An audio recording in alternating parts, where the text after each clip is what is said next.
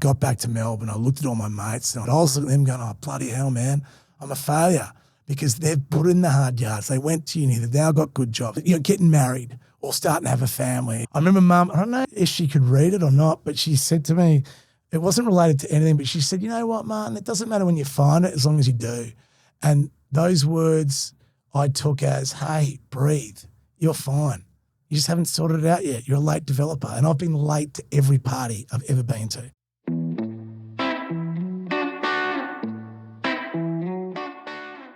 Welcome to Season 3 of the Let's Check In podcast, where we make sense of the messy, uncertain middle of modern life through candid conversations and expert insights. I'm your host, Suzie McErvale. Let's check in. Many of us don't unravel because life gets hard. We unravel when life changes the plan and we're not quite sure who we are without it. My guest today, Martin Heppell, knows that territory well.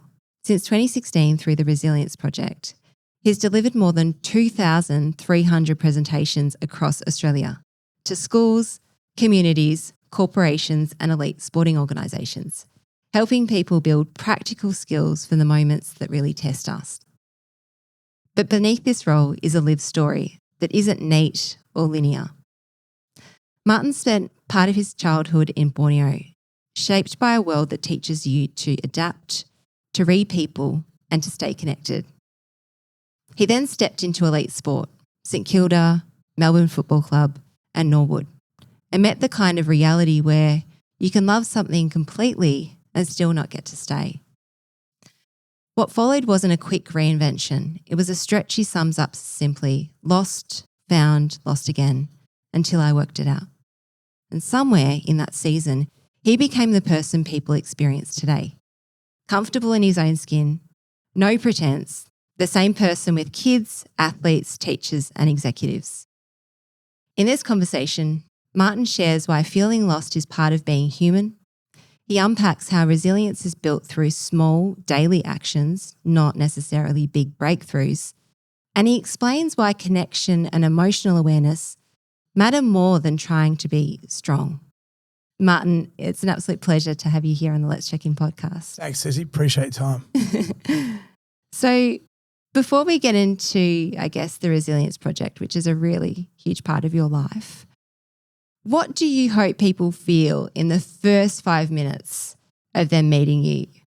I suppose quite often it's fear, it's trepidation because they're looking at me going, mate, this bloke's the loosest unit alive. He talks at 100 miles an hour. He sounds like a bogan. I don't know if I'm going to connect to him. Look, it's a hard one. It depends on who it is. With the kids, I'm getting down to their level. I'm looking in the eye. I'm shaking their hands. I want them to know that I see them, that they're valued, that they're heard. And that's really important. I want them to know that they're accepted for who they are. And obviously that's the same with adults, but adults are a little bit different because quite often they're coming in with their world already shaped by certain experiences, and those experiences are theirs. I don't know what their background is. I've got to try and get on point with them and connect with them real quick. Sometimes it takes certain people in the audience longer, sometimes they don't. And I've got to get better at acknowledging that I'm not going to be liked by everyone.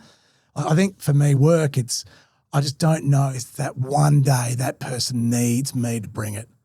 And if I go into that gig and I'm not bringing it, and it's just I'm going through the motions, or I've had a bad night, the kids have been up all night or whatever it may be, but I still can't find my mojo, if I still can't bring it, then that might be one person who on that particular day needed it, and I may have let them down. It's your drive. Yeah, it is. And and care, because it does help some people. What I get from that is that you leave assumption at the door. That's the first thing. The second one in there is it's very difficult for us to sit with not being liked, isn't it? Yeah, it is. When I first started, doing presentations, I'd focus on the negative too much, whether that be an email or during I watch everyone in my presos like a hawk. I'm watching for body language. I'm watching the twitch. I'm trying to work out how it's landing. At the beginning, that really grated me, and I'd almost go after him, and I shouldn't have. But in my mind, I'd be like, right, I'm going to turn you. And the bigger the presentation, the easier it is. I had a person answer their phone one time and then took the phone call and then told me put their finger up like this as if to say to me whilst I was presenting to 400 people, no, can you wait until I finish the conversation? Are you serious? Yeah. And that I went, I didn't handle that well. So what did you do in that? I wasn't good. I basically said to him that, what, you want me to stop, do you? Yeah, no worries, I'll stop. Yeah, I'll just stop whilst everyone in this room, 400 of us, will stop whilst you can finish that conversation. Or you can pick up the mobile phone. It's a mobile phone. Why? Because it's mobile, and you can get mobile and take the phone call out of the room. I don't care that you don't listen to what I'm saying, but I do care if someone next to you does care and they can't hear because you're having a conversation. It's all about you. And with all due respect, if you had the mic and I had the phone, I'd get up and walk out. But in this case, I don't have the phone. I've got the mic. So if you don't mind, could you please stand up and walk out? And everyone in the audience got really awkward. I thought you were going to say I either clapped or it just went like, and I don't cut the air with the knife. It's up in Queensland, and I haven't been invited back since, so I don't know what's going on there. And then I love it. No, but like you make mistakes and you get better. But I think going back to it, my DNA, what I've got to remind myself always is if I can look myself in the mirror every night and whoever it is that I've been with on that day, if I've given them my all, then I'm okay. Now, giving my all is not going to be perfect. Giving my all is not going to be the right thing to do all the time, right? And therefore, I've got to have the courage, self-awareness to reflect on it and go, you know what, I didn't do that well. Hey, get back to them, check in. Hey, this is where I was trying to land. I apologise if that's the case. But also have some transparency there, but then listen to them, how I made them feel, and then I get better because then the next time I'm in a situation, possibly, and if I'm acting that way, if I'm saying certain things, I can remember, hey, you went down this path previously and it didn't land with everyone. Be careful. Yeah, so I don't know. But hey, that's great. I mean, to be curious and to be able to hold that and be conscious of it and then go back and say, hey, listen, I'm really sorry about that. There's something to be said for that. Yeah, I think I learned it from my dad because my dad never said sorry, right? And he's a legend. I love him, but I would always say sorry even when I knew I was right. Like 100% I was right, but I had to say sorry because then we wouldn't get moving forward. Yeah, it would stay in the mire, in the mud, and I remember saying it to him, and then over time, he's 84 now. He still struggles with it, but he starts to say sorry. And then I'm trying to teach my 4 kids, even when you haven't done anything wrong, it's okay to say sorry because you're showing that you care. But then if you show them that you care, then they're more likely to open up. Yeah. And there's, I think if they don't come back to the party and acknowledge their side, well, then that's a different, conversation. Yeah. But quite often it's giving them a leaning into moment where they can come in and go, you know what? Hey, he's not standing on his pedestal here. He hasn't got all the answers. He's saying, hey, I played a part in this. Yeah. And so maybe if he's willing to put his hand up and say he played a part in it, maybe I could also say, hey, you know what? I'm willing as well. Vulnerability, hey? Yeah, and self-awareness is massive, man. A lot of skills that a lot of us can kind of still grow on to, myself included. This season of the Let's Check In podcast is proudly supported by Pulito Group, a Melbourne-based commercial cleaning company. What connected me with Adrian and Marty, the founders of Pulito Group, is that they don't just see cleaning as maintenance. They see it as caring for the environments that people spend their time in. And that aligns deeply with this podcast because the spaces that we work in affect how we feel, how we think, and how we show up each day. Pulito Group has built its reputation on relationships, consistency, and genuine care, not just for their clients, but for the people on their team as well. They're currently offering listeners the chance to win $1,000 towards a professional commercial clean for a new retail, hospitality, or commercial space. You can find out the latest competition details via a link in the show notes, or you can go directly to @Pulito Group on Instagram and check out their link in bio. Now, let's continue the conversation. You work with kids, you work with teachers, athletes, execs, a vast array of people. Very different rooms often, which is what you were kind of alluding to before. What's the one thing you've learnt about people that really applies in every one of those situations? That I know their world, but I'm not the saviour. I'm not on my perch talking down to them, that I'm with them, that I'm flawed. When they know that, then they're on more often than not. They're willing to listen. I've got to have some intel that they can believe is going to help them, I've got to put it into a real life experience for them that they can connect to. Crucial, which goes back to what I was saying before about knowing their world.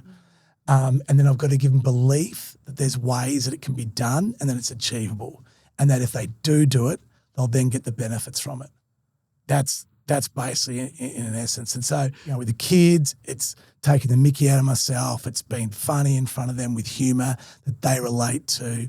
Them knowing that I know what they do when they come to school, what they're thinking about in the car, getting off the bus, if they're an adolescent at high school, social media, it's going flat stick. Their ways at this moment and how they're trying to navigate it, get around it, get back on, having the fake ID to get into the nightclub, elite sport, it's identity. It's them, depending on the room, they're all different because you've got some who are just fighting for their life to get another contract and they're so worried about whether or not they're going to stay on. It's the others who are at the top of the perch. They've got a contract negotiations coming through. The older crew who are coming to retirement, they're worried about what they're going to do next. It's the coaches in the room.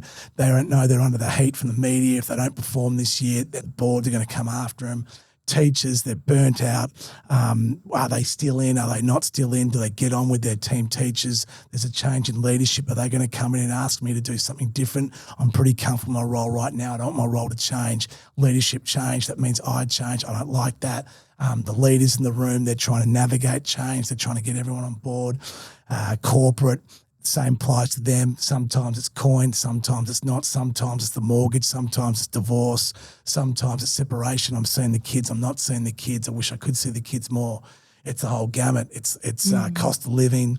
It's everything. It's judgment. It's when I drop the kids off at primary school, I walk on in there and everyone's got the 2XU gear on, but now it's Lululemon. What's it going to be next? I need the Range Rover. Everyone else has got the Range Rover. Why can't I have the Range Rover? We go to the barbecue. Everyone's turned up. They got this. We don't have that. I'm in this neck of the woods now. I need that. Because if I have that, I walk in, I feel like I'm valued. It's just knowing what they care about. That's hard, but it can be done. And then in a perfect world, it's getting them to not worry about the superficial crap. The real stuff, 100% I'm with you. That's real. But let go of all that other stuff and let's dial in on what matters. Now, if you're lucky and what matters is going well, then you are okay. So let go. All right? Now, if what matters isn't going well, then I'm with you 100%. So here are the things that we can do to help each other. Let's talk about those. I know this, that if I'm having a bad day, the thing that will give me hope is positive emotions, and that is crucial.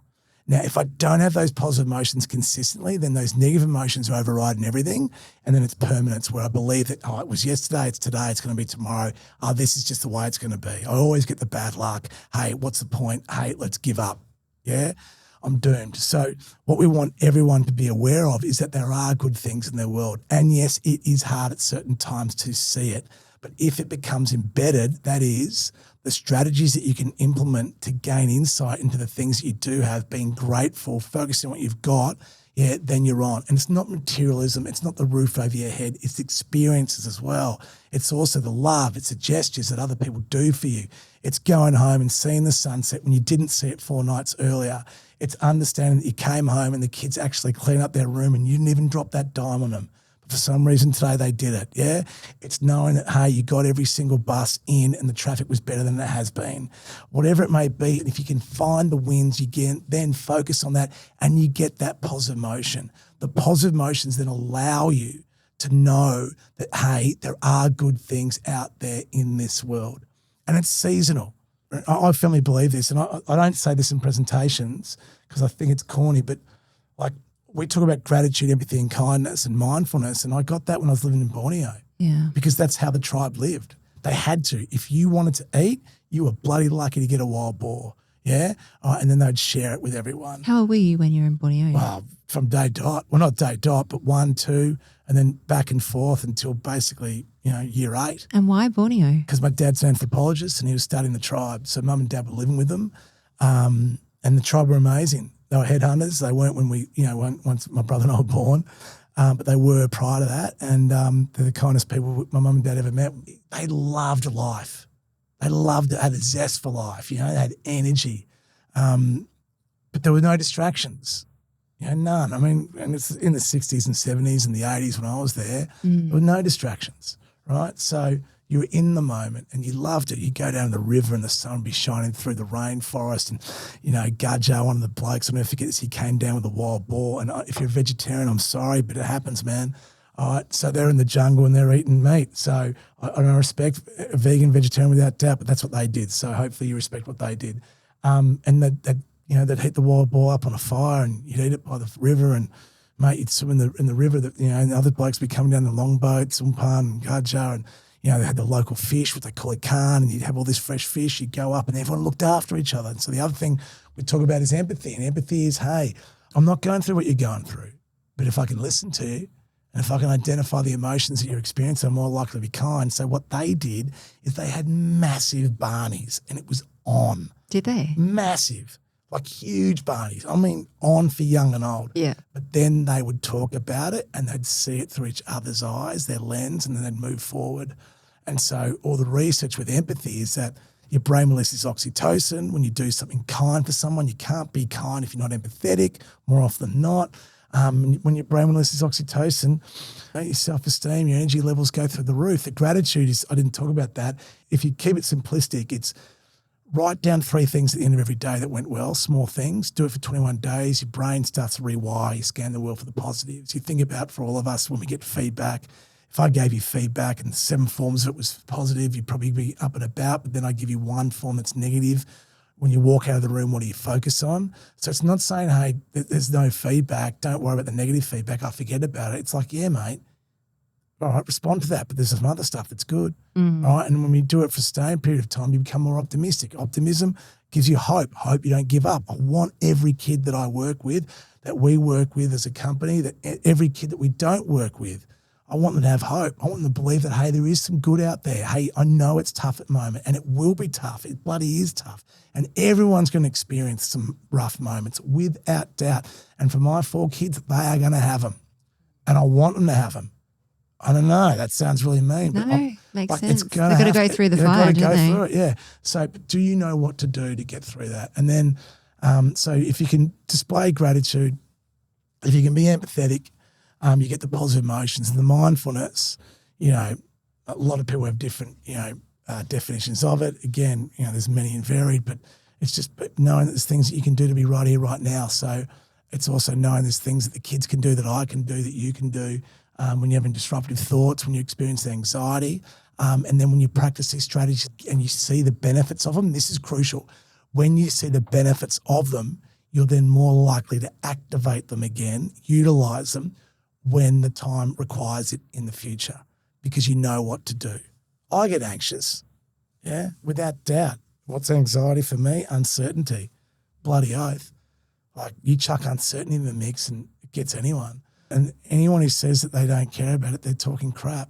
100% talking crap. We're wired as humans, right? Unless you don't care about anything or anyone, right? But if you care about something or someone, then the uncertainty is what grabs us all. So what we do know is that if you can put that into play with the mindfulness, then you're allowed to get through it. And then, you talked at the beginning about the connection piece. The connection helps you with that because you're not alone. Yeah, so if you're willing to share that you're going through a hard time, like I did it a couple of weeks ago. I was going through some stuff and I shared it with my mates. And when I shared it with my mates, it didn't make it go away. It didn't disappear, but I knew they had my back. My brother and, a couple of my close mates, but, they knew what was going on. They knew the time frame. They checked in on me and people from work checked in with me. And so I felt better. Yeah. And so if you can do that and know that you're not being judged, and know that whatever you share with, depending on what the topic is, but if it is vault with those that you trust. But the first step of that is the hardest in any relationship because you don't know the outcome, which goes back to uncertainty, because what we fear as humans is being left in the lurch or being judged or being exposed, and then that exposure is being utilised or used against us. And if that is, I say you're bloody lucky because you just found out the person you shared it with, they're a wanker and you shouldn't trust them again in the future. So I'd be flat, but then I'd just put a line through them and go to my next mate. Yeah. Great advice. I think we can all probably relate to that one. No. That element of being more than just cleaning, what are those things? We're a commercial cleaning company. It's been all about strengthening relationships, what we can do in our offerings, and actually how we deliver the end result, which is probably the biggest problem in cleaning. Not everybody loves what they do. And I think for our cleaners, showing them that environment and being able to make them feel like they're not just cleaners for us has been key. That's something that we're really, really big on, not because we don't think that they're going to love or enjoy their job, but it's just there are so many external factors to working. Doesn't matter if you're a cleaner, CEO, director, everyone's got lives outside of their work. So as long as we can make the environment that they enter a good environment that's happy and they enjoy, then we've done our job. It sounds like the culture is really important to you. Massive. Definitely. Yeah. Let's flip to a time in your life after footy where it didn't continue. And you used a line that I mentioned before. You were lost, you were found, and then you were lost again until I worked it out. What did lost look like for you in that moment? It was identity. So I was playing footy. Footy stopped, and I was probably done with footy. But I wasn't good enough. That was it. But that's all I'd done, right? And when I was only 21, but I loved footy, playing up. You know, my brother and I would go to the park every night. We'd play sliding chess marks in the mud. It'd be pouring with rain. Mum would yell at us, "Dinner's on the table," and we'd still be down there till 8:30 at night. We'd climb this tower, and she'd always go, "You're going to electrocute yourself one day," and we go, "Well, we haven't tonight, Mum." You know, and we loved it. Like, we absolutely loved it. And then I loved playing with my mates. I loved being part of a team with people that you cared about. I loved the us and them mentality when I was younger. You know, this is our posse, our hood, and we're going to look after everyone. And I love being the underdog. I've thrived with the underdog. I love that. But then I went and played at St Kilda in Melbourne and then went over to Norwood. But it stopped and I wanted to go travelling. I love adventure. I suppose growing up with my mum and my dad, Dad's, worked a lot overseas in all the stans, Pakistan, Kyrgyzstan, Uzbekistan, India and Nepal and, various parts of Southeast Asia, subcontinent. And so we'd go travelling with him sometimes when he was over there. And my mum's American, Dad's English, no relatives in Australia, all overseas. So my brother and I were like, let's go. You got couches to go and sleep on? Yeah, we did. We had many. And we just were after the adventure. But also we didn't know what we were doing. And I think at that time, like a lot of my mates didn't do this, especially the ones I went to school with. They all went to uni and then they got their jobs. And I didn't know, it was a university degree. 100% it was. It was about reading people, about learning about the importance of body language, because we'd have to do that to communicate. Watching people, we'd go to different areas and I'd watch. I remember sitting in one of the old towns in Rhodos in the Greek islands, and we just sat there, my brother and I, for like hours playing shish bish, backgammon.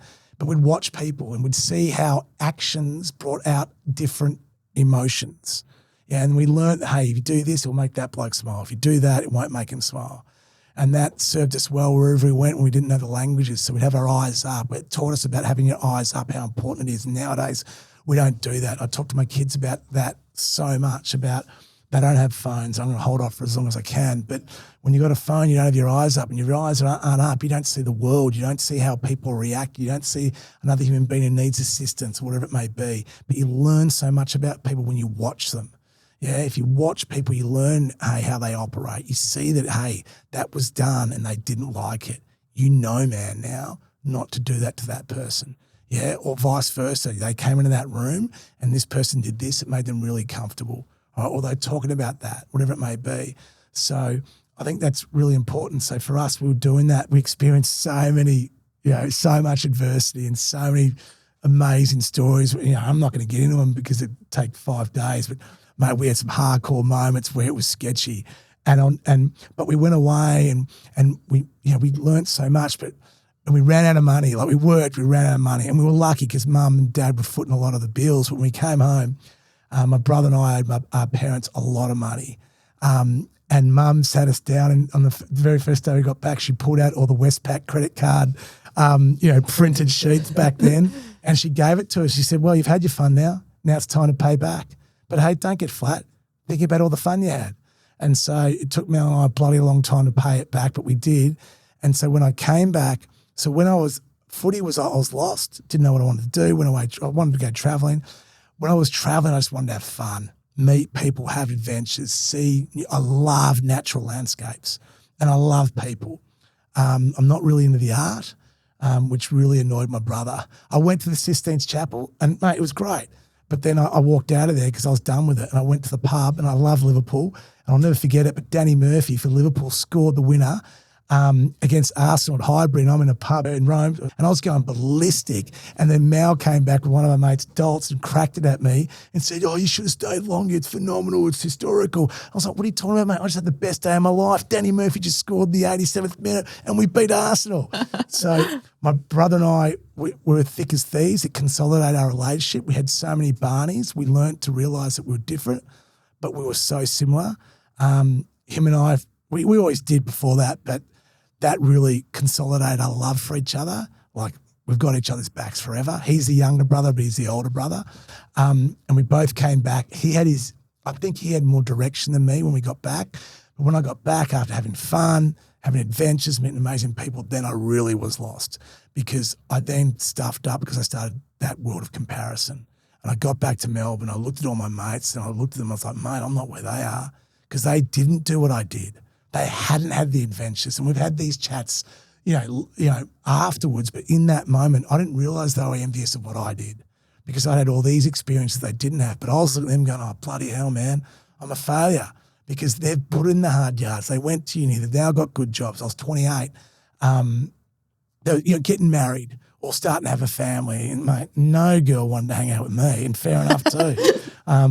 And, you know, I had a person say I looked like a dead dog in a gutter. Oh, and God. No, it was legitimate. I've got no problem with it. That's rich. But then I'll never forget it. I got kicked out of a house. When I say kicked out, the lease ran out. I went back, stayed at mum and dad's for, a couple of months. And then I was thinking, I'm 28 and I'm back at home. I was walking our dogs. We loved the West Indies growing up. Curtly and Ambrose were our dogs. And I remember mum, I don't know if she could read it or not, but she said to me, it wasn't related to anything, but she said, "You know what, Martin, it doesn't matter when you find it as long as you do." And those words I took as, hey, breathe. You're fine. You just haven't sorted it out yet. You're a late developer. And I've been late to every party I've ever been to. So for me, it was that self-talk. It was that self-belief. There was someone who had my back, which was my parents. In that moment, it was my mum's words. All my real mates, they didn't judge me. They had my back. And then my self-talk activated. My self-talk was, mate, let's go. Let's find out. So I started doing every job under the sun, the jobs I didn't enjoy. But I worked out that, hey, I need to get back and get an education because I don't enjoy doing these jobs. And I started working with kids and I loved it and I was good at it, but it was all word of mouth. At that stage, I wanted to go traveling again. That's what I had in the back of my mind. And I knew that if I went traveling, I couldn't necessarily work with kids because I had to start from the get-go again because I had no degree. So I went back and did primary school teaching. And throughout this whole stage, this was me trying to work out what the heck, who I was, what I was doing. Did you feel like that was your purpose? I don't think I'd discovered it as of yet, but I knew that I was okay at it, working with kids. I knew that I could get them on board, and I enjoyed it. I'm young at heart. Yeah. And then I reckon when it was, I started working with a boy whose name's Jeremy, who's probably my idol. I was his teacher, but in the end, he's my teacher. It was one of those relationships where there's a lot of stuff that he can't do, but he taught me again about gratitude, about focusing on what you can do. He's the most amazing human being I've ever met in my life. I've been so lucky to know him, to know his family. He's like my North Star. He reminds me of why I do what I do. And I think I started to realise that my purpose was to work with human beings, to work with kids when I was working with him, because I can give him something, but he gives me something as well. That was 19 years ago. I love the bloke so much. And then I started working with kids, and in primary school in particular, I knew, I've got him. I still speak to some of the kids I taught back in 2008, and I've got their back forever. What I always would say to myself is that none of these kids chose to have me. None of them chose to have me as their teacher. I chose to have them. So getting back to what I said at the very beginning, mate, you bring your A game. You did bring your A game because you shot up through the ranks very quickly when you look at because you went to AP. I was assistant principal. There was circumstances to that, like the way the school was and whatnot. But it was just turning up. I remember I only was hungover. I think it was twice or 3 times. I never missed a day of school. Like if I went out and had a beer the night before, and I didn't do it often, but if I did, I went to school the next day. Yeah. Because I was like, mate, if they're turning up, I'm turning up. Like half of them would turn up when they were crook. And I remember like twice I did it when I was really struggling. And I lived in Hawthorne across the street called the Rocket Park. And I'd go across there and I'd run until I'd vomit, which is disgusting, but I'd do that until I'd get it all out of my system, and then I'd turn up to school because I was like, mate, these kids turn up for me, I'm turning up for them. And then I remember one day I said to a kid, I'll never forget him, his name was, I won't say his surname, his name was Timmy, and he was in grade 1. I taught grade 1, 2 kid, and I said to him, now listen guys, I'm just giving you a heads up, don't roll the dice today. Like, do not. Like, my patience is thin. I didn't say why. I said I didn't sleep last night. I'm just giving you a heads up. Just take it easy. All right, and then this kid, Timmy, goes, he's in grade 1. Are you saying we should feel sorry for you, Mr. Heppell? And I was like, no. And before I could say no, he said, feel sorry for you. You should feel sorry for me.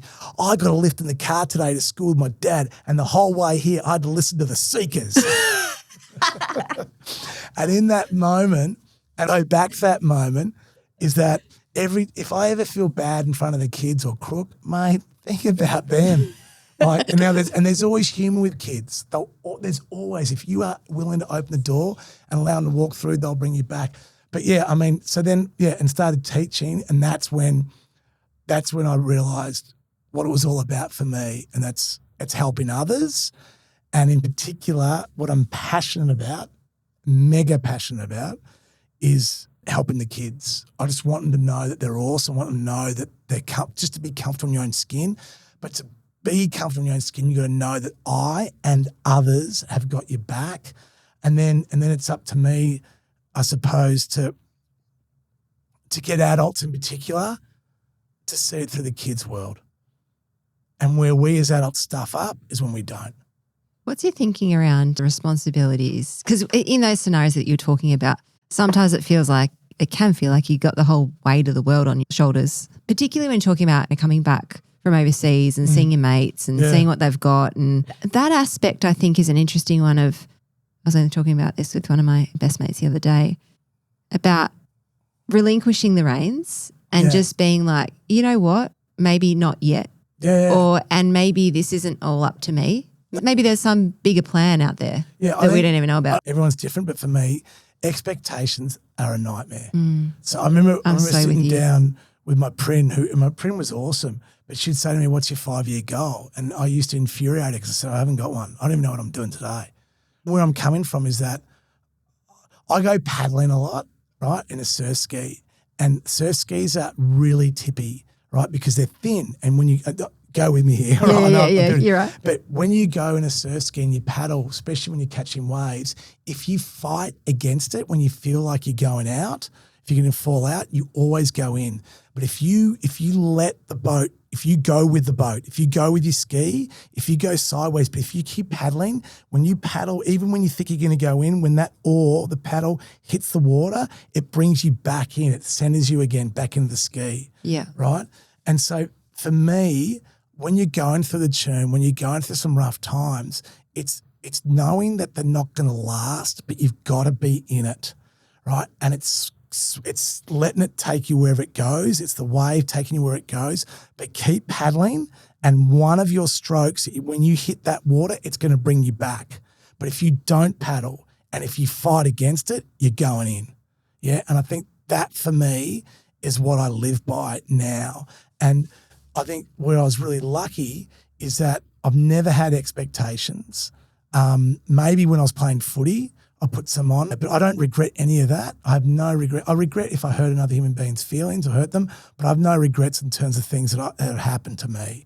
They've happened and I find the good in them eventually or right away. But I think when that time comes, if you have expectations and you're not living up to them, well, then you're stuffed, because you feel you're a mile away from them. But if you just keep churning, you just go, you know what, hey, it's rough at the moment, but I'm going to get through this. And I want to aspire to get to somewhere. I want to have goals, but goals are great because goals sometimes aren't achievable. I love having lofty goals. I don't get them, but I'll chase them, whatever that may be. back in the day, whether it be for a 4K time trial, whatever it may be, go for it. But if you don't get it, chin up, go again. Self-assess and go, all right, I need to change this and I might get there. And then sometimes you realise, hey, that goal is just not achievable. And I think that's the other one, is that some things in life can't be done. They can't be done. I'm not for one to have a ceiling. Go for it, man. But I cannot touch my toes. If I keep stretching every night, I might be able to. Yeah. But I know right here, right now, I'll never, in my physical condition at 51 years of age, I'm not going to run the times I used to run when I was 18, I was weighing 69 kilo, or whatever it may be. Right? Whatever that life. So, mate, get over it. And now what do you want to go for? In your work, do you see a lot of people with unrealistic expectations? I see a lot of people trying to be someone who they're not, and that's been shaped by others. And others is the company they work for. Might be corporate, might be not. It might be the industry that they're in. It might be social media. It might be what all their mates talk about, and all their mates are only talking about because that's what they think everyone else should be talking about. It's a fad. And what the hardest thing to do in life is to go against the grain. And that's the best thing my mum and my dad ever taught me, is to go against the grain. Not deliberately, but if it's right. If it is right, you go against the grain. Yeah, you roll hard, man. And that is the way to go if it's right. And I'm comfortable to do that. So what does that look like? That's standing up to gossip. That's standing up to, I suppose, behaviours that might not be right. That's saying something that might not be popular in that moment, but might be the right thing to do. And I find it hard sometimes, without doubt. It comes back to, well, is it right? Yeah, I've got two role models, and like my dad, he's a different unit. Like he got blacklisted in Canberra when we moved there because he found out that the government were doing something that wasn't ethical. And so he went on the record and told the Canberra Times about it, and his career suffered, and he couldn't get work down there for 2 years, right? And then I found, because I was cleaning up Mum and Dad's house, we're going through some stuff, a job reference from a bloke in Canberra about my dad. And when you talk about pride, this is the thing that I'm really proud about my dad. It said, this man in all of Canberra, he is incorruptible. Now, when I read that, it's not about being incorruptible. It's about standing by what you believe in, even if you have to suffer consequences. So what I learned from my dad, going back to him being blacklisted in Canberra, is that the consequences of him not having any employment, everyone back in the UK saying, come home, everyone's saying, mate, you got 2 kids, what are you doing? You're living off your veggie patch in your backyard. Those consequences were not as significant, were not as important as him having to look himself in the mirror and know that he knew that something was going on that wasn't right, and he kept his mouth shut. Bloody hell. Talk about integrity. That's what it's about, and that's bloody hard, man. That is the hardest thing to do. The hardest thing to do. And people suffer. I mean, people are suffering everywhere around the world with that, right? And there's so many amazing people who suffer from that. So bring it back to our world when we were in Australia, and don't get me wrong, there's some bloody horrific things that do occur, have occurred, etc. But in your world, yeah, how do you want to roll? How do you want to roll? Yeah, and you have to look yourself in the mirror. Now, we're all shaped by our values and our morals. Yeah, we are. But what are yours? I'm not saying to you, Suzie, but I'm saying for me, what are my morals, my values? They're shaped by my parents, they're shaped by my experiences. And then my duty is to then live by them, but also portray them, model them every single day with my mates, with my family, and especially model them to my kids. And they're going to hate it. They will. Because I'm going to say go against the grain. And they're going, Dad, but everyone is doing this. I go, I know, mate. So what are you going to do? Hey, you do what you got to do, man. But hey, if it's the right thing to do and no one else is doing it, then just know this, I have got your back. So now I'm not saying they're going to do that, because for a kid, what's really hard is that they care more about their peers, their colleagues, than me. And I get that because they're spending every day with them in the classroom or on the bus on the way to school. But if you can get an adolescent to be comfortable in their own skin, if you can get an adolescent to know what their morals and their values are and to more often than not roll by them, then I don't care what ATAR score you get. Yeah. Mate, you're on. So true. Like, mate, that's my view on it anyway. Yeah. We ask one question to everyone who comes and sits in this seat, and that is, what are you feeling uncertain about at the moment and how are you best supporting yourself?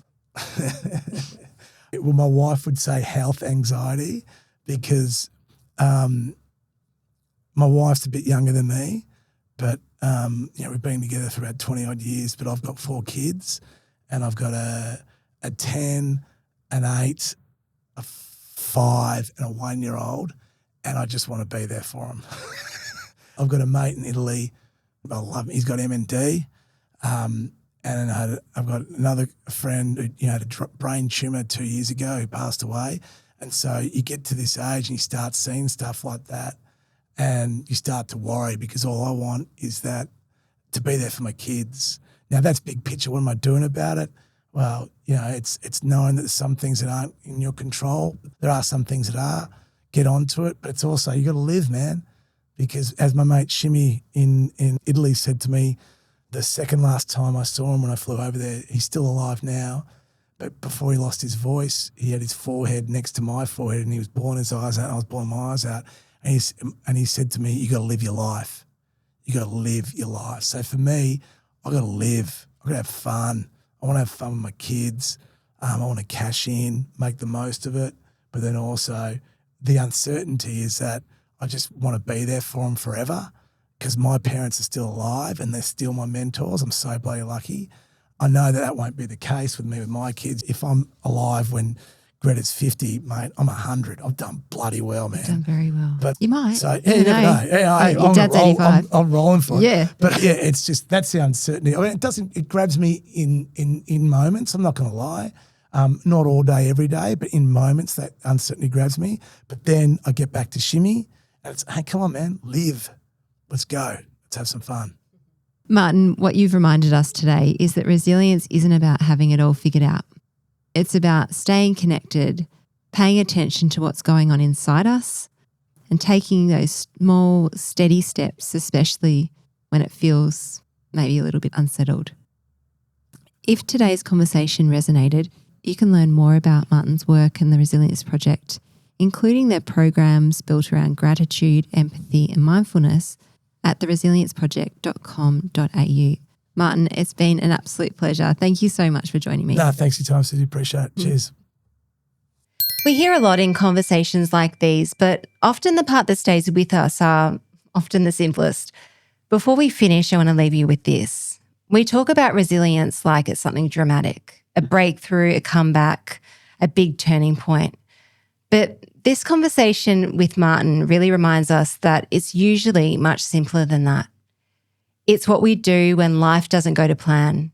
It's when you feel lost, when you're comparing yourself to everyone else, when you don't have that clarity yet. Martin's message is powerful because it strips resilience back to the basics. Stay connected, notice what's still good, keep showing up, and trust that feeling lost doesn't mean that you're failing. It might just mean that you're in the middle of becoming something else. Thanks for checking in with me today. If you haven't already, hit follow or subscribe so you don't miss an episode. And if this conversation resonated, share it with someone that you'd like to check in on. You'll find guest details, resources, and the link to the Let's Check In newsletter in the show notes. You can also follow along on Instagram, Facebook, TikTok, LinkedIn, and YouTube at Let's Check In Podcast. Before you go, a gentle reminder. This podcast is not a licensed mental health service and it is not a substitute for professional advice. If something has come up for you, please reach out for support. In Australia, you can call Lifeline on 13 11 14.